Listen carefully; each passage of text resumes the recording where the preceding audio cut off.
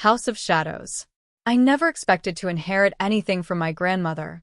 She had always been a mystery, distant, elegant, and living in that grand old house at the edge of town, where whispers of family secrets never seemed to fade.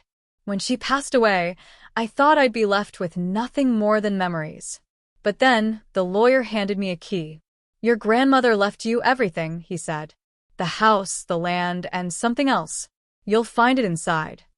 Something else? I should have questioned it more, but at the time, I was too overwhelmed. My father, her only son, had died years ago, and my mother had never been part of her world.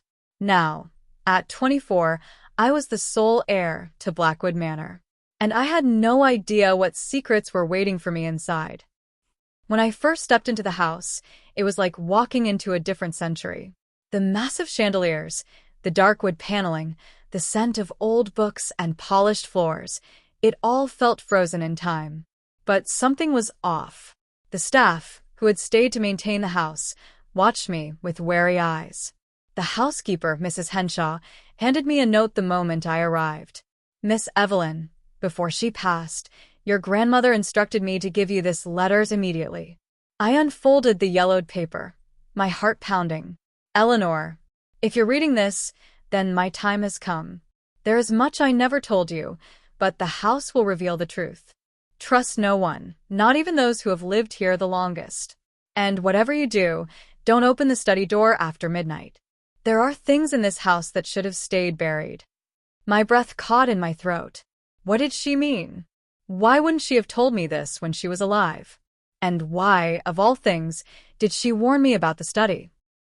That night, I wandered through the house, feeling the weight of its history pressing in on me.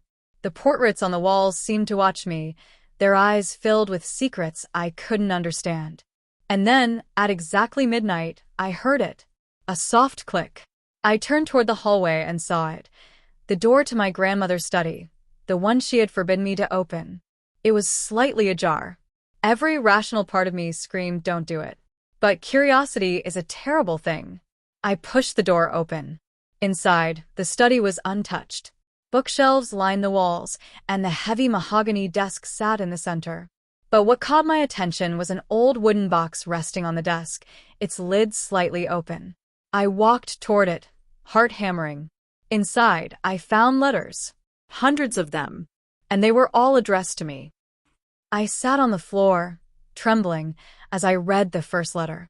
"My dearest Eleanor, I have lied to you your entire life. But I did it to protect you. Our family is not what you think it is. The house has seen things, done things, that can never be undone. And now it belongs to you. I must tell you the truth before it's too late. You were never meant to inherit Blackwood Manor. You were never even meant to know about it. Because you are not my granddaughter." I dropped the letter, my hand shaking. Not her granddaughter? That couldn't be true. My father was her son, wasn't he? I grabbed another letter, frantically reading. "Your father was not my child. He was stolen from a family who was never meant to lose him. And I raised him as my own, hiding him here in this house so that they would never find him. But they did. And they killed him for it." The world tilted. I wanted to scream, to deny it, but deep inside, something told me it was true. My father's death had always been a mystery, a car accident that had never made sense. But now I knew. He had been murdered. Because of this house. Because of her. And now I was next. I don't know how long I sat there, my body frozen in shock. But then I heard footsteps. Not in the hallway, inside the study. I turned, my blood running cold. The door I had left open was now closed. And standing in the shadows was someone else. "Eleanor," a voice whispered. I tried to speak, to demand who they were, but no words came out. Then they stepped forward, and I saw their face. It was my father, or at least someone who looked exactly like him. I gasped, stumbling backward.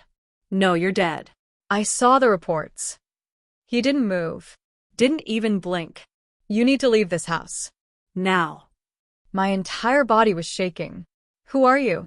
Silence. Then finally he spoke again. "I'm the one who is supposed to inherit this house."